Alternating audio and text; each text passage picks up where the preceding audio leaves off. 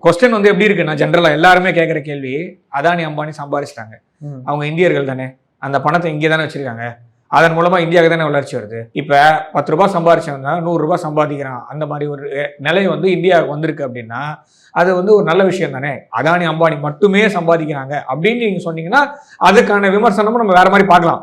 ஆனா ஒட்டுமொத்த இந்தியாவுடைய ஜிடிபி நான் சொல்றது வந்து 1.5 ட்ரில்லியன்ல இருந்து இன்னைக்கு 4.5 ட்ரில்லியன் நோக்கி நம்ம நகர்ந்துட்டு இருக்கோம். நம்ம 11வது இடத்துல இருந்தோம், 5வது இடத்துக்கு வந்தோம். நம்ம எவன் வந்து 200 வருஷமா நம்மளுக்கு ஆண்டு நான் தான் வச்சிருந்தேன்னு சொன்னா அவனை அடிச்சு மேல வந்து இப்போ 4வது இடத்துல உட்காந்துருக்கோம். ஜப்பானை கீழே தள்ளி இருக்கோம், பார்த்து ஜெர்மனியை நோக்கி நகர்ந்துட்டு இருக்கோம். இது எல்லாமே இந்த 10 வருஷத்து 12 வருஷத்துல நடந்தது. அப்போ வரக்கூடாதுன்னு சொல்றாங்க அப்படின்னு எடுத்துக்கலாம், அவ்வளவுதான். ஏன்னா இங்க ஒரு செக்டர் மாத்திரம் வளர்ந்தது, இல்லைன்னா ஒரு சாரார் மாத்திரம் வளர்ந்தாங்கன்னா அப்படிலாம் இல்லை. எல்லாரோட சேலரி இன்க்ரீஸ் ஆயிருக்கு. இப்ப ட்ரெயின் எப்படி இருக்கு, முன்னாடி இருந்த ட்ரெயின் எப்படி, இப்ப வந்தே பாரத்ல நம்மளோட தமிழ்நாட்டு முதல்வர் வந்து வந்தே பாரத்ல போய் சூப்பரா இருக்குன்றாரு, அவரே சொல்றாருல்ல.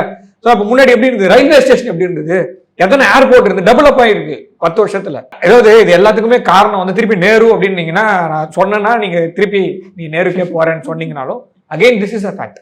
அப்ப இருந்த ப்ராப்ளம் என்னன்னா, money is problem, money is wrong அப்படின்ற ஒரு கான்செப்ட்ல இந்தியா வாஸ் மூவிங். அது தப்பு, அப்படி போகக்கூடாது.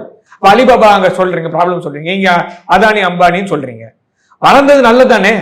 இப்ப இந்தியாவுடைய வளர்ச்சி, இப்ப அதானி அம்பானி இது வளரல, அவங்க எதுவுமே பண்ணலன்னா அமெரிக்காவுடைய கம்பெனிஸ்லாம் இங்க இருக்கு, ஐரோப்பிய ஒன்றியத்துல இருந்து வரக்கூடிய கம்பெனிஸ்லாம் இருக்கு, அவங்க வளர்ந்து ஒத்துப்பீங்களா?